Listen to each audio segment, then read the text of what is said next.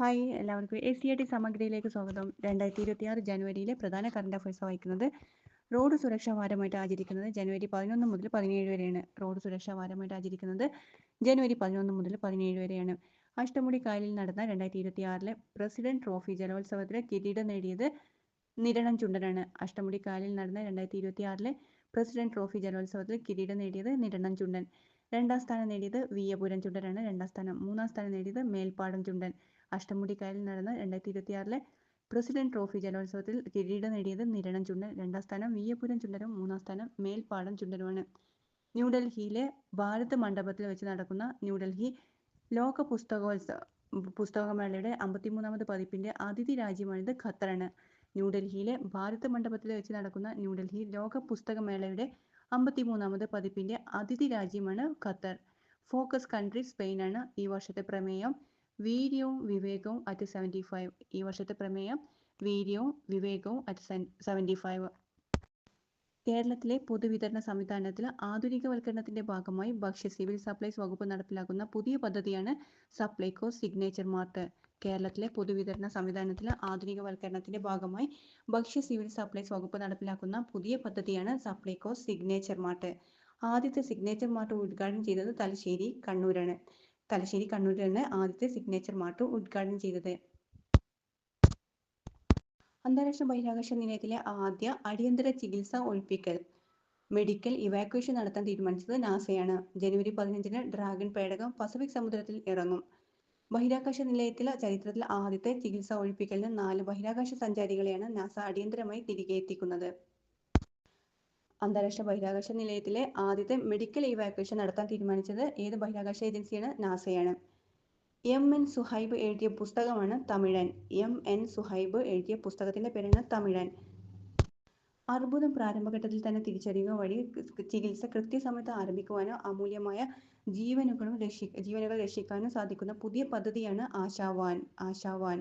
അർബുദം പ്രാരംഭഘട്ടത്തിൽ തന്നെ തിരിച്ചറിയുക വഴി ചികിത്സ കൃത്യസമയത്ത് ആരംഭിക്കുവാനോ അമൂല്യമായ ജീവനുകൾ രക്ഷിക്കുവാനും സാധിക്കുന്ന പുതിയ പദ്ധതിയാണ് ആശാവാൻ. ഉദ്ഘാടനം ചെയ്തത് ഭൂപേന്ദ്ര പട്ടേലാണ്. ഗുജറാത്ത് മുഖ്യമന്ത്രിയല്ല, ഭൂപേന്ദ്ര പട്ടേലാണ് ഉദ്ഘാടനം ചെയ്തത്. അത്യാധുനിക മെഡിക്കൽ ഉപകരണങ്ങൾ സജ്ജീകരിച്ചിട്ടുള്ള ഈ പ്രത്യേക മെഡിക്കൽ വാന് നൂതന ആരോഗ്യ സൗകര്യങ്ങൾ ലഭ്യമല്ലാത്ത ഗ്രാമപ്രദേശങ്ങളിലും ഒറ്റപ്പെട്ട മേഖലകളിലും എത്തിച്ചേരാൻ രൂപകൽപ്പന ചെയ്തിട്ടുള്ളതാണ് ആശാവാൻ.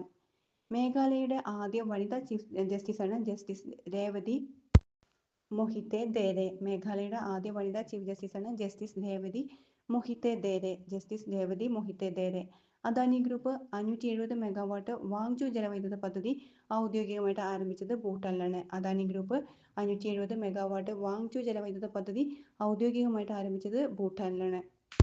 മുഹമ്മദ് ഗസ്നിയുടെ ആക്രമണത്തിൽ 1000ാമത് വാർഷികവും സ്വാതന്ത്ര്യാനന്തരം ക്ഷേത്രം പുതുക്കിപ്പണിതതിന്റെ 75ാമത് വാർഷികവും പ്രമാണിച്ച് സ്വാഭിമാൻ പർവ് ആഘോഷിച്ച ഗുജറാത്തിലെ ക്ഷേത്രമാണ് സോമനാഥ ക്ഷേത്രം.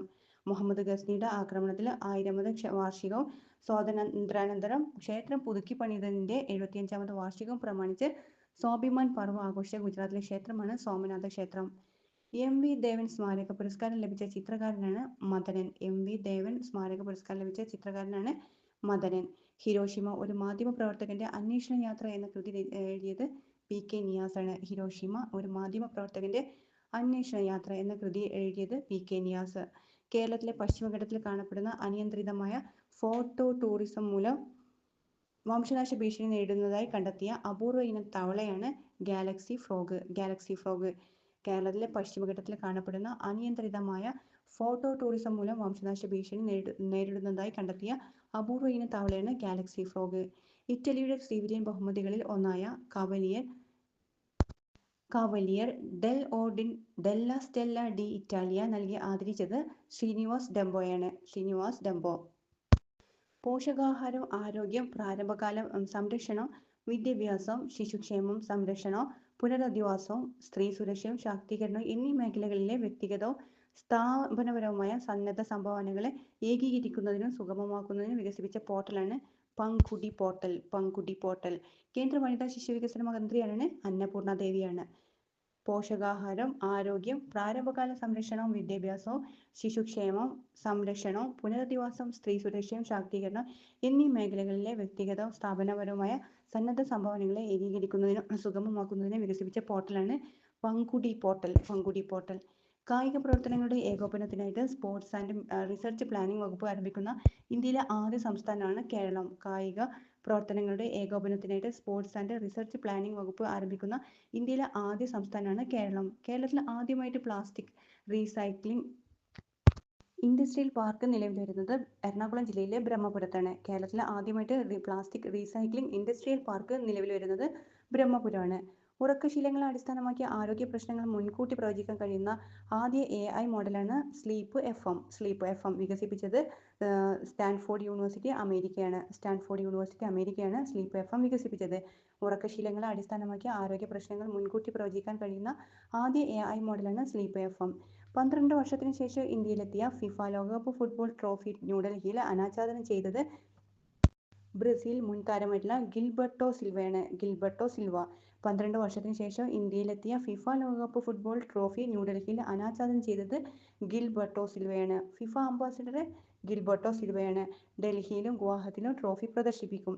പ്രാദേശിക ക്രിക്കറ്റ് മത്സരത്തിനിടെ കുഴഞ്ഞു വീണ് മരിച്ച മുൻ മിസോറാം രഞ്ജി ട്രോഫി താരമാണ് കെ ലാൽ റം റുവാത്ത. പ്രാദേശിക ക്രിക്കറ്റ് മത്സരത്തിനിടെ കുഴഞ്ഞു വീണ് മരിച്ച മുൻ മിസോറാം രഞ്ജി ട്രോഫി താരമാണ് കെ ലാൽ റം റുവാത്ത. റോഡ് സുരക്ഷാ വാരമായിട്ട് ആചരിക്കുന്നത് ജനുവരി 11 മുതൽ 17 വരെയാണ്. അഷ്ടമുടിക്കായലിൽ നടന്ന 2026 പ്രസിഡന്റ് ട്രോഫി ജലോത്സവത്തിൽ കിരീടം നേടിയത് നിരണം ചുണ്ടനാണ്. ന്യൂഡൽഹിയിലെ ഭാരത് മണ്ഡപത്തിൽ വെച്ച് നടക്കുന്ന ന്യൂഡൽഹി ലോക പുസ്തകമേളയുടെ 53ാമത് പതിപ്പിന്റെ അതിഥി രാജ്യം ഖത്തറാണ്.